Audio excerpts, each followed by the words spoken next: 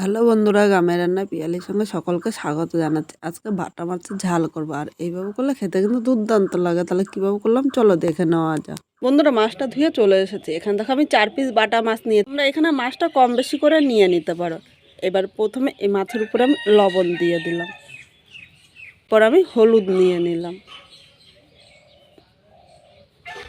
এবার হলুদ ও লবণটা মাছের সাথে ভালো করে মাখিয়ে রাখবো। এইভাবে হলুদ ও লবণটা মাখিয়ে আমি 5 মিনিট রেখে দেবো। তাহলে এর মধ্যে লবণটা কিন্তু ভালোভাবে মিশে যাবে।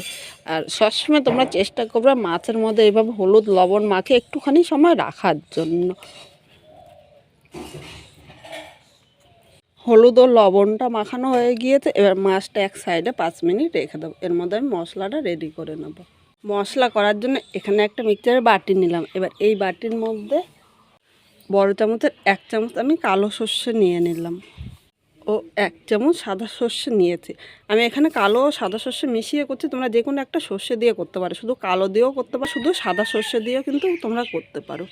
বলে সর্ষে বাটলে নাকি তেঁতো লাগে, দেখো এই টিপসটা ফলো করবে, একটুও তেঁতো লাগবে না। সামান্য একটু হলুদ নিয়ে নিলাম, লবণ দিয়ে দিলাম। হলুদ লবণ দিয়ে সর্ষেটা বাটলে কিন্তু একটুও তেঁতো লাগবে না। অনেকে তেঁতোর ভয়ে সর্ষে খেতে চায় না। টিপসটা অবশ্যই তোমরা একবার ব্যবহার করো। এর সাথে আমি দেখো 3 কোয়া আদা নিয়ে নিলাম, 4টে কাঁচা লঙ্কা নিয়েছি। তোমরা ঝাল যেরকম খাবে সেই হিসাবে নেবে। এখানে আমি লঙ্কাটা এমনিই দিলাম, তোমরা ইচ্ছে করলে কিন্তু লঙ্কাটা ভেঙেও দিতে পারো। প্রথমে আমি সব মশলাগুলো শুকনো পেস্ট করব, এরপর আমি সামান্য একটু জল দিয়ে মশলাটা একদম মিহি পেস্ট করে নিয়ে আসছি। বন্ধুরা, এখানে দেখো একদম মিহি করে মশলাটা করে নিয়েছি। এবার এই মশলাটার মধ্যে আমি চামচের মতো সর্ষের তেল দিয়ে দিলাম। অবস্থায় সর্ষের তেল দিলে এর গন্ধটা কিন্তু দারুণ লাগে। এবার মূল রান্নায় চলে আসলাম। এদিকে কড়াই বসিয়ে দিয়েছি, কড়াইয়ের মধ্যে সর্ষের তেল দিলাম। এবার তেলটা ভালো করে গরম করে নিতে হবে। যখনই তোমরা মাছটা ভাজবে আগে কড়াইটা ভালো করে গরম করে তারপর তেল দেবে। এই তেলের মধ্যে সামান্য একটু লবণ দিয়ে দেবে। অনেক সময় মাছ ভাজতে গেলে দেখা যায় কড়াইয়ের নিচে লেগে যায়, একটু লবণ দিলে কিন্তু কড়াইয়ের নিচে আর লেগে যাবে না। এখানে তেলটা গরম হয়ে গিয়েছে।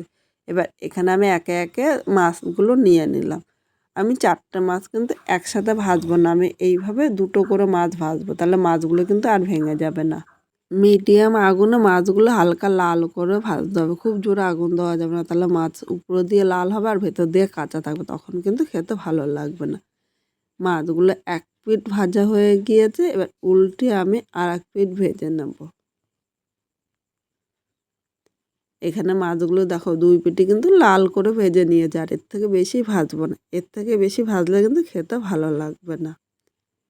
এবার মাছগুলো আমি তুলে নিলাম। একইভাবে এই বাকি মাছগুলো আমি ভেজে নেব। সব মাছগুলো দেখো একইভাবে লাল করে ভেজে নিয়েছি। এবার এদিকে কড়াইটা সামান্য একটু সর্ষের তেল দিলাম, খুব বেশি কিন্তু এখানে তেল লাগবে না।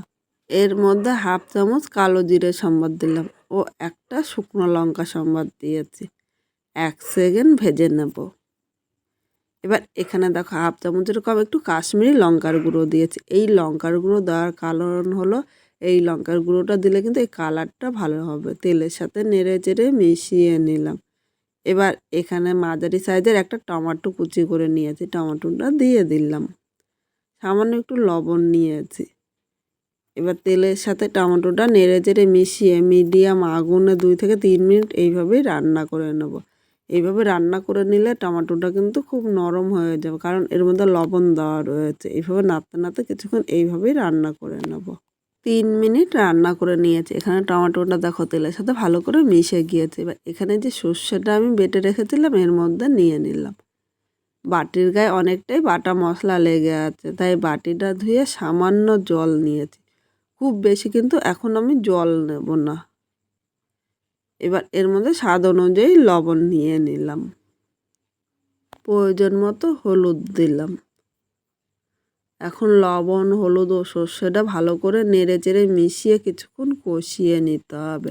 আজকে খুব সাধারণভাবে এই ঝালটা রান্না করছি, একবার দেখলে তোমরাও কিন্তু করে নিতে পারবে।